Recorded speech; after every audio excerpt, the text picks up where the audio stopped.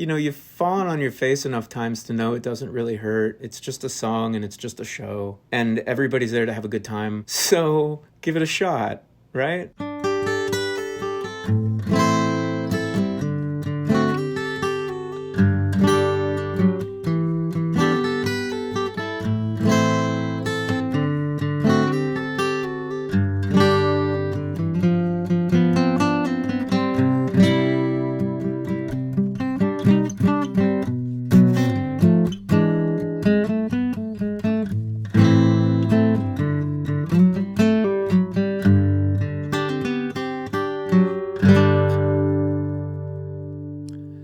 Hello and welcome to the Acoustic Guitar Podcast. I'm your host, Nick Grizzle, joined for this episode by co-host Gretchen Men. From the Newport Folk Festival to art museums in Norway and every open mic, stadium, and barnyard in between, if it's a gig, Pieta Brown, Paul Stelling, and Sean Rowe are ready for it. Pieta Brown pairs gentle roots fingerpicking with poetic introspection to craft a unique brand of folk. Paul Stelling is a soulful, road-weary songwriter with an intense and intricate approach to fingerstyle. Sean Rowe is known for his resonant baritone voice, inventive guitar style, and distinctive Americana sound. This roundtable of well-traveled acoustic guitarists has played tons of shows across the world and are here to share insights, stories, and ideas to get you gig ready too. The Acoustic Guitar Podcast is a listener-supported show. Memberships start at just $1 and include access to bonus episodes of this podcast, exclusive guitar workshops, and much more. Head over to patreon.com/acousticguitarplus to learn more. If you want a preview of what we have to offer, we're making part 2 of this very episode available to stream free for a limited time. And now I'll kick things over to Pieta Brown, who shares her perspective on crafting a setlist and tools to overcome anxiety on stage. Because I definitely, especially early on, really struggled with shyness and nerves and all those things. I mean, it was really hard for me to even sing into the microphone, so who knows why I started doing gigs. But at some point along the way, I started writing set lists and, as a kind of more like a guide than something I need to adhere to really strictly. But I found it helpful and also like a way to relax a little bit more somehow.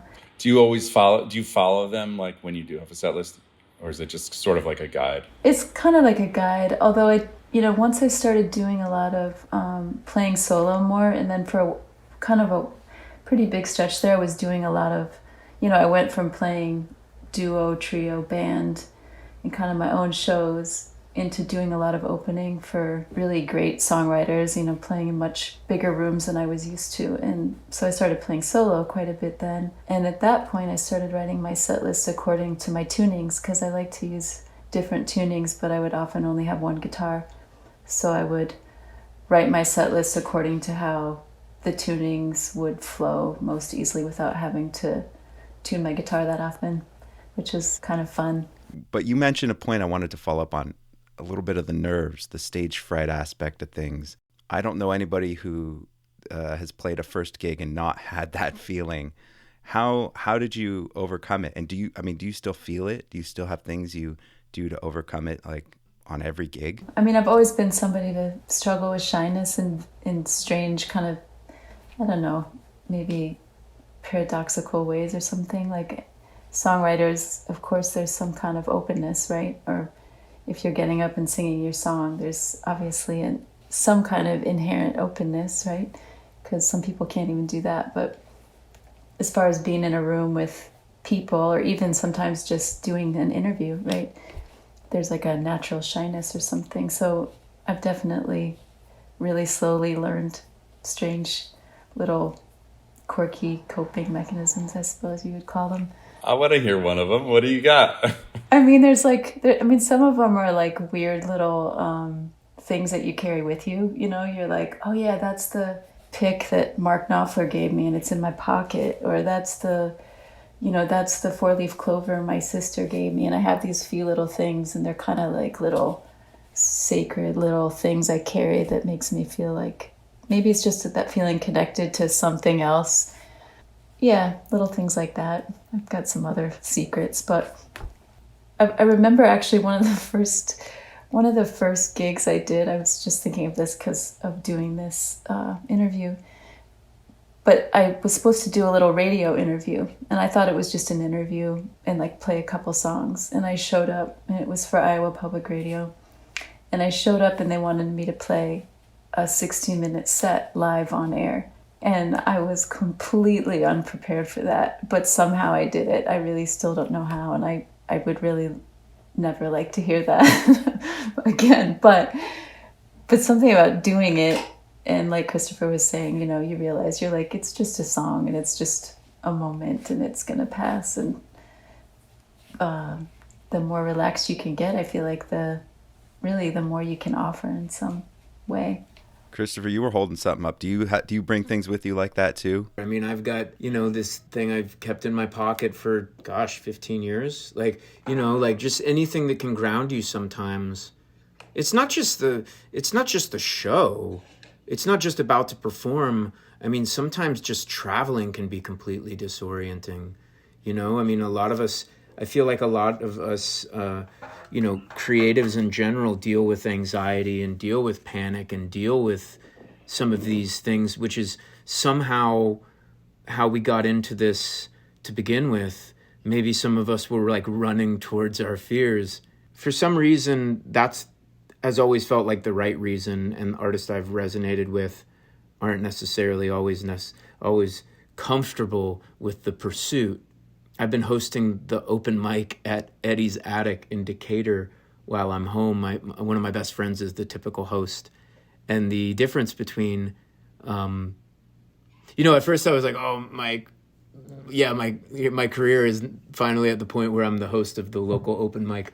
But I got to say, you made it. Exactly, you made it. It's been refreshing. But you do notice the differences in the people, the different motivations of people as they come to it. Like the people that obviously have the stars in their eyes and just kind of sound like they think they're supposed to sound and do what they think they're supposed to do. And then the people that are genuinely terrified because they're giving something hidden, because they're giving something of themselves. Something secret.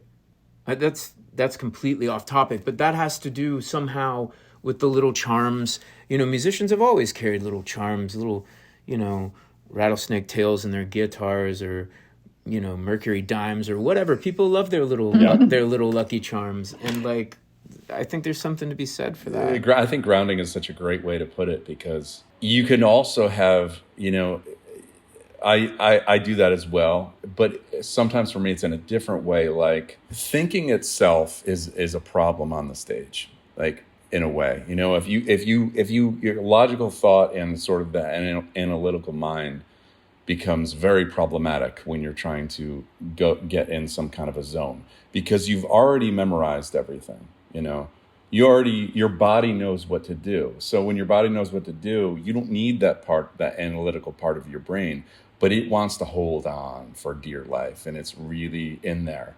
So like, at times you are in a fight with this part of you that's really weird, because to the outside world and to the audience, they have no idea what you're going through in the moment. But these things can seem very real and heavy. And like, I've noticed one thing that really helps is that I will focus on something tactile, like something that I'm like feeling, like the feel of the guitar, because it doesn't require any analytical thought, right? It's just like the way that the strings feel, or the air, or something else that's like in the room, you know what I mean?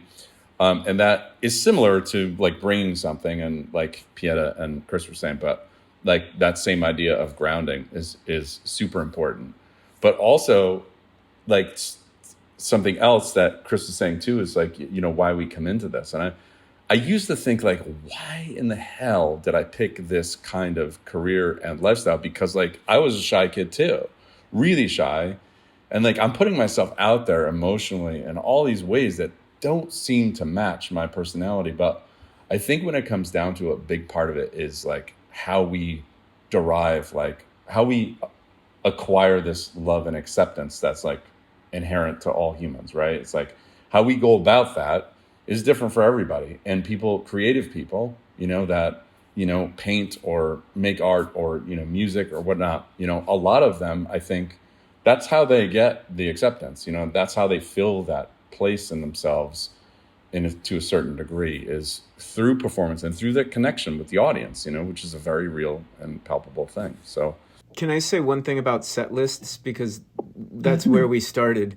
I loved what Pieta said about like not having one. I've been doing this thing, I've noticed the past, 4 or 5 years, minus the break. I kind of know what I'm going to start with, and I know what I'm going to end with. But aside from that, I've got like a binder. I carry this binder in my gearbox that has like the majority of my songs printed out in case like I'm in a hotel room or something and I want to look over a lyric, which never happens. But the comfort in knowing they're there is everything. I'm jealous. That took 8 years to make that binder. I'm serious, I'm jealous. But that binder has a little clear plastic thing in the front of it, and I've got like 30 songs written on a piece of paper stuck in there. And I throw that down by the mic stand, and I play the first song, and then I just start free associating. I talk about my day. I talk about some weird thought I have in the car, a quote I heard. I tell a little story. And I find that as I free associate and talk, I just kind of keep like looking down, and then all of a sudden like there's a spark on one of the songs. And I never do this thing anymore where I talk about what the songs are about. But I find that whatever I'm free associating about will somehow lead into, like you were talking about, it'll lead into the next song.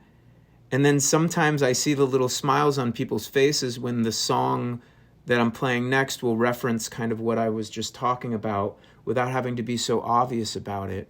Because like, I don't know, nobody really wants to hear like, this next song is about blah, blah, blah. For me, it helps the songs reinvent themselves night after night because they're about something different now every time. I'm not talking about what was happening in my life when I wrote it. I'm talking about something that's happening in my life now and trying to relate it through, this weird map that becomes the show, and it just keeps things fresh for me. And I love, that's become my favorite thing lately, is the things that happen between the songs. And the songs, I just kind of close my eyes and go off into outer space. But the free association as I'm creating that set list spontaneously is maybe my favorite thing right now. I remember that just made me think of a couple of things. One is I remember reading a quote somewhere by Tony Bennett, just about, he's sung a lot of the same songs many, many times. And he said, I love singing every song, every time. And that's something I carry with me too. Just, there's like a, just that kind of, I don't know, something about just really staying open, like to the song, however it's going to change that night or however you're going to sing it that night. So I think about that sometimes. And then this is kind of going back to the nerves and the shyness thing, but it's a really great story that I think of often, which is I got to do some shows with John Prine, quite a few for a little while. It was kind of a concentrated time. And but really early on, like maybe it was before we did any shows, or somehow I got a message like he always likes the person who's opening to sing a song with him. And he said, you choose one and I'll choose one. And so I was like, okay, I choose Long Monday. I love this song called Long Monday by John Prine. So we did that song. We got to do that song. But he said, well, I'm going to choose In Spite of Ourselves.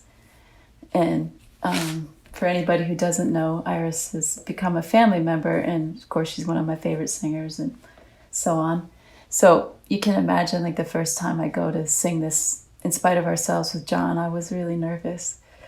And so we're standing there, the band's kind of started, and John looks over at me and he can tell that I'm really nervous. Like he can, he's done it how many thousands of times, right? He can read me like right now. And he gives me this big smile before he starts singing. And he's kind of standing back by me. And then he says, "I'm going for it." And then he steps up to the mic, and I carry that with me, because it's like, how many times has he sang that song? And it just that sense of humor, I guess, and lightness is also another thing that has really helped me over the years, of just really remembering to have fun and go for it, every time. Can I ask a question to the two or three of you? I know we've both opened for a lot of people in possibly venues that are bigger than the ones that we would get to play, and or maybe, I don't know, but that happens sometimes, and it's amazing. But sometimes it's like you got a tight 30, and you've been given this great job, and you want to keep the job, and you don't want to make anybody upset, and that's a hard thing to nail the 30. You know what I mean? All of a sudden you've got 2 minutes left, and you're like, do I go? What do I? And so that's a very different gig. Definitely. You want to hit your mark, and also you want to start strong, and you want to build, and you want to end on a good note, and you want to, really compliment the people that brought you out. It's a trip. I know exactly what you're saying. I totally resonate with the trying to build a set. It's sometimes more of a challenge when you have less songs, because you do have to think about that. Yeah. 30 minutes. And yeah, I think about that. There is a part that feels easier, in that most of the audience is there to see the headlining act. So they're not expecting anything from you. So, which gives you a certain amount of freedom. There's a certain amount of excitement of maybe, if they've never heard me before, you know what I mean? So surprising people in a good way can be kind of cool, exciting, But also, there's also this element that is a little bit anxiety laden, and that's being the opener means that you're not going to get necessarily the same kind of sound treatment that the headliner is going to get, or the same amount of time on stage to get really comfortable with the sound. Sometimes you're rushing to just get out there, and they even cut your set shorter because the time commitment thing has changed somehow. So you have to be totally on your game and ready to go, so that can have its own set of anxious problems, I actually really have gotten a lot from doing that over the years. Something about it really also just, I don't know, if you do it enough, I feel like it also gives you a certain kind of freedom, like Sean was saying.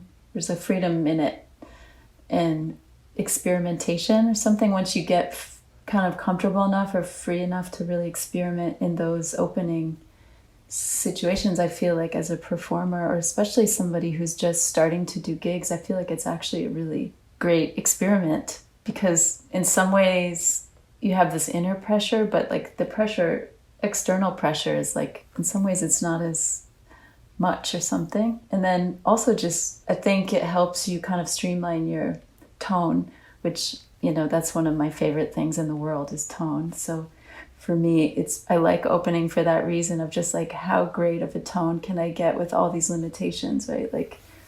And that's why the gear becomes these tiny little things, just whatever little pedal you might bring, or whatever your direct box is, or these things that you can count on no matter who the sound person is, or I don't know, it's kind of experimenting with limitations. I found it really helpful over the years just as a performer, I think. I found that coming out of that, it was explosive. All of a sudden you're back to your, you go out on the road opening for somebody for a couple months, and then all of a sudden you have your own gig, and it's oh my God, yeah, they're both, I mean, it tightened everything up for me. There's definitely a before and after with those kind of gigs. It's a real blessing, isn't it? Yeah, I feel like, especially, I think especially when you're first getting going, I mean, if you can relax and work past the shyness, or, trying out your new songs and all that, there's something really strengthening in that kind of free experimentation, but in a kind of, I mean, really, let's face it, most of the audiences that are there to hear songs are pretty forgiving and pretty accepting, even if they don't give you a standing ovation when you're opening or something. Like, if you open yourselves to the people that are there to see whoever they're there to see, like, there's something really fun in that process, I think. What are your guys' thoughts on recording yourself and, either learning from it, or does that promote a type of toxic self-consciousness? What do you guys think about that, and do you do it? Like recording your performances and watching them later? Oh. I think there's a certain amount of bliss by not remembering things correctly. That might be beneficial. I know in the past, there's been a few times where I've seen a performance back, and if you're watching it back on an iPhone, you're gonna miss a lot. Like, especially, I think that's why a lot of us, I think I'm not alone with a lot of musicians that don't like people to take iPhone footage while we're playing, because it's not only distracting, but it's also like the best thing you could possibly receive is the moment right now. You know what I mean? The moment right now is the best it's going to get. You know what I mean? So why do you want to focus on what's on the screen and then watch it later, which you probably won't even watch again? You know what I mean? So I think there's an inherent problem at like looking at the past in this kind of way and like critiquing and all of that, because it's never going to be as good as it was in the moment, so. At the same time, I will say, I've worked with a lot of artists that that maybe have people close to them documenting lots of things, just kind of regularly, and then they take pieces from that, like every once in a while when a really particularly resonant performance happens or something, and then, oh yeah, great, listen, we got this documented, we just happened to record the last 10 nights, so now you have these beautiful performances that got caught. That's kind of inspired me lately. It's not something that, it has kind of sparked an interest in that. Like, to me, it seems like either you're documenting all the time or maybe not at all or something, but that maybe if you're documenting all the time, that it allows to catch some of that, like those really great moments. That's a good point. And, from like a fan's perspective, or for just a music, aficionado, it's like you love those in between moments, you love those like impromptu, performances that get captured that weren't supposed to be recorded or something. For the people that are doing it, they might not necessarily think, man, that's not really the best version of this that I want to put out there. But it's like, as a fan or as somebody listening, that might be like the coolest thing you've ever heard, from them. So yeah, I guess it works both ways on that. If you're doing sports and you're, wanting to correct a certain technique, it's really good to look at like footage of yourself doing it. You see what you're doing wrong. And the same way of a performance, you could watch and be like, oh man, I just spent like, 10 minutes telling a joke and like 3 minutes actually playing, you know what I mean? So maybe I shouldn't do that next time. I feel like we've lived through the age of the session, like the video session when you're on tour. We've all done a lot of these live sessions, which the video session thing kind of brings the intimacy of like a recording studio take to the benefit of being able to see the performer play live. Like, we would probably all approach a song in a different way in a recording environment than we would on a stage. But the video thing kind of captured both of those things, and I think for a lot of us, like, helped our careers in a way. There was something cool about doing them and like, watching a second of them and being like, oh, that sounds good, that looks good, but I would never watch the whole thing ever. I don't know about you guys, but sometimes in the studio I get into these little like horrible cycles where I'll like play the intro like again and again and again and be like, no, it wasn't right. Like all of a sudden the tempo the next morning, you're like, that's way too fast or that's way too slow. Like, I have this theory that, like, it's not a theory, it's more of a joke, but like recording is like taxidermy. Like, songs are a song is this beautiful deer running through the forest, and then to record it is to kind of kill it and stuff it. And sometimes you get a beautiful likeness. Right, and sometimes the taxidermist is no good and it's kind of got a messed up face. It's really beautifully said, actually. It's great. You're trying to capture that likeness. And the thing about playing it live that's thrilling is you can't get in that feedback loop where you're like, no, it's wrong. No, this is wrong. No, it's wrong. You start the song on stage, you're going to finish it, whether you flub that little note or you mess up your little voice thing that you wanted to do or not. Like, you're going to get to the end of the song. And that's where the freedom comes from. And sometimes we find, like, we all love Dylan, right? Like, sometimes I'm having this eternal battle right now where I have to remind myself that on some of the recordings I love, my favorite things are the mistakes. Why is everybody fixing every little mistake now? Because they can. And why did they not do it then? Because they couldn't. That moment where it all starts to fall apart and it all comes back together, that's where the magic is. And I try to remind myself of that when I get in a negative loop about everything has to be perfect in the studio. If you can live with it, you can leave it. I'm just trying to learn to live with it a little bit more. There's a certain component to the studio, which is like you are still playing live because the audience is in your head. It's a projected thing. Like, you know that this could be the thing that is on tape, you know what I mean? Or that's, it sounds archaic to say that, but it's like, this could be the thing that is forever. You know what I mean? And it is sometimes I feel like in my headphones when I'm doing a take is like in real time, it's really weird.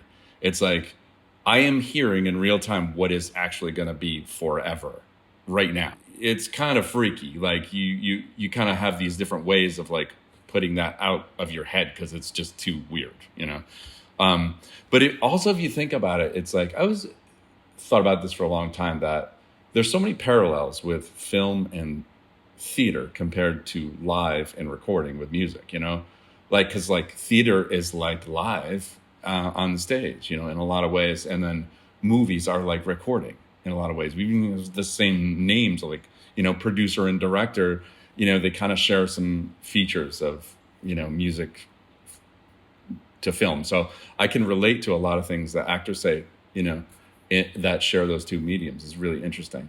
But like what you're saying, Chris, about, when you are on stage and you're doing a live thing, there is no pressure that it's different every time and it's supposed to be different every time. So there's no thinking about that this is a set thing. And that is part of the beauty of it. So what do you do when you're playing live? What do you do when stuff goes off the rails? I come back to that. It's something I said earlier, kind of in a different variation. But as I've gone along, I feel like the more you are able to just really trust the audience in the moment, it's just all really one big thing, And when you feel that kind of, if you can find it, and it's hard to articulate what the feeling is, but you know it when you feel it. But if you just remember that the audience is there, they're on your side, and they're there with you, and they're not really separate from you, really. I mean, they are, technically, but when you're inside that music space, or you're in a performance, or you're in some kind of artistic exchange, if you really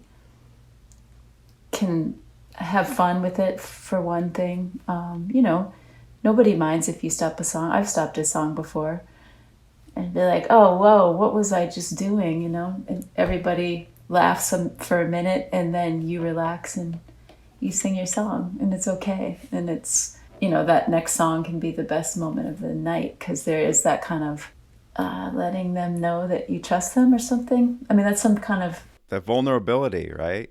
The vulnerability, yeah. I think the more open, vulnerable you can be with the audience, especially in those moments, like if you're like, okay, what's, my guitar I just broke a string, or I've done a show where the power went out and we kept playing, and it was a great moment, and it was something that people have come back and talked to me about years later, because if you're just really having fun with the music, I feel like that stuff is kind of secondary. If you forget some lyrics, or you quit playing the song, or your gear messes up. It's such a good point. It's like when it comes down to it, they're just songs, They're just songs, and people are there to to have fun. So there's a certain degree of playfulness. If you have that intact, you'd be okay. There's an amazing documentary. I wish I knew the name of it. It might be called. It's a Leonard Cohen documentary. It might be called Bird on a Wire. It's footage from, talk about like stuff that artists don't want you to see. You know, this could fall into that, although, you know, I'm sure he approved it being out there, but it's footage of like 1970s Leonard Cohen in Europe touring. And here's a guy who is one of the best songwriters on the planet, and definitely uncomfortable, to say the least, on stage. You know, did not have a natural performance kind of an upbringing at all. So it was completely foreign. If the songs are amazing and people knew it, but his interaction with the audience was so vulnerable and so real, and he would just like tell them, you know what I mean? Like, I'm really struggling up here, you know what I mean? He had his own way to like let the audience in on this thing that was happening, you know? He would sing a song about like how bad the monitors were, you know? Just come up with a song on the spot because he was so nervous he couldn't think of anything else to do, so he just started singing about how bad the monitors were, and you could hear them screeching. You're like, there's no way a show can be enjoyable for somebody performing that if they can't hear, you know? That is the big thing that happens. Like, by the way, if you want to know something that could go wrong, is like a lot of times it's the sound that we hear on stage. If it's awful, it's really hard to get into it. You got to find ways to, like, you know, not fake that, but just like, you know, get it for yourself. Because I feel like if you don't feel it yourself, that's the wrong part. If you're not feeling it, the audience is going to not feel it either, you know? It takes a special kind of sound person to realize it's almost more pivotal to the performance when it is a solo act on stage that we kind of dial in the monitors. Sometimes I'll even ask them to, like, can you notch 2K out of the monitor? Like, these mids are killing me, or like, I need to be comfortable, because that's what's going to allow me to transport or hopefully lift off, right? That's even if I get one of those moments a set when it happens, God, it's beautiful. But like, as a solo, you don't have the band to feed off of. You know, you don't have the other musicians to feed off of. So the sound, as you say, can be really important. Two instances, huge instances, that taught me that anything could go wrong. First song, Newport Folk Festival, like, had to stop and retune the guitar. Like, I kind of keep finger picking. This one happened to be in an open tuning, so I could kind of like retune while I was picking, which was kind of nice. But like, had to stop. And I just commented to the audience. I said, I'm having a very human moment, you know? And they laughed, and it was fine. Yeah. And then like, I walk on stage at like 9:30 Club, like first show opening for Ben Harper, and my couple little power adapters, the whole, just everything, all the DIs, everything in front of me just died. And I'm sitting there trying to unplug. It turns out it wasn't my fault. It was somebody else. You know, you just make a joke about it. I feel like both of those instances instantly created, I think Pieta said something like this, instantly created this vulnerability and this like camaraderie with the audience. All of a sudden, they're in your hand. So if you handle it right, and you kind of just, all it takes sometimes is to be like, I don't know, like, they can be won that easily, and all of a sudden they're on your side and they're rooting for you, because they're not out there to judge you. They're out there to have a good time. They came to have a good time. They might not have come to see you always, but they came to have a good time. So the odds are in your favor. That's the end of part 1. In part 2, our guests share their scariest gig horror stories, plus advice they wish they'd had when first starting out. Listen now at patreon.com/acousticguitarplus, or check the show notes for that link, plus additional resources related to this episode. Thanks for tuning in. The Acoustic Guitar Podcast is brought to you by the team at Acoustic Guitar Magazine. I'm your host, Nick Grizzle, joined for this episode by co-host Gretchen Menn. The Acoustic Guitar Podcast is directed and edited by Joey Lusterman. Tanya Gonzalez is our producer. Executive producers are Lyzy Lusterman and Stephanie Campos del Broi. Our theme song was composed by Adam Perlmutter and performed for this episode by Jeffrey Pepper Rogers. If you enjoy this podcast and want to support us, please visit our Patreon page at patreon.com/acousticguitarplus or find the link in the show notes for this episode. As a supporter, you'll have access to exclusive bonus episodes along with other special perks. And as always, if you're already a patron, we thank you so much for your support.